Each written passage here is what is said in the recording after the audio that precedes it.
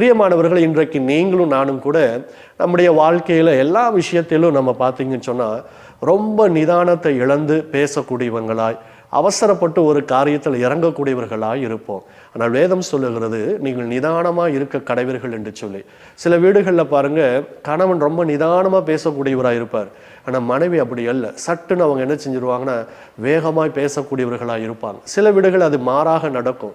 மனைவி ரொம்ப நிதானமாக பேசக்கூடியவங்களாக இருப்பாங்க, ஆனால் கணவன் சட்டென்று வேகமாக பேசக்கூடியவராக இருப்பார்.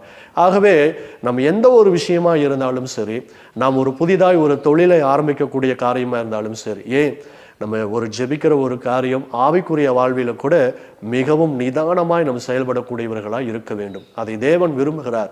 ஆகவே பிரியமானவர்களே, இன்றைக்கு கர்த்தர் நம்மோடு பேசியிருக்கிறார். நம்முடைய வாழ்க்கையில நாம் நிதானமாய் செயல்படக்கூடியவர்களாய், நிதானமாய் பேசக்கூடியவர்களாய் இருப்போமானால் கர்த்தர் நம்மை மிகவும் ஆசீர்வதித்து நம்மை வழி நடத்துவார். கர்த்தர் நம்மோடு கூட இருப்பார். ஜெபிக்கலாமா? அன்புள்ள தகப்பனே, இன்றைக்கு கர்த்தர் எங்களோடு நீர் பேசியிருப்பதற்காய் நன்றி.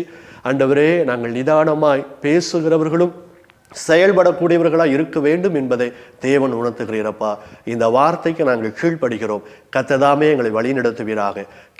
கேட்ட ஒவ்வொருவரையும் தேவன் ஆசீர்வதிப்பீராக. இயேசுவின் நாமத்தில் பிதாவே, ஆமென், ஆமென், ஆமென்.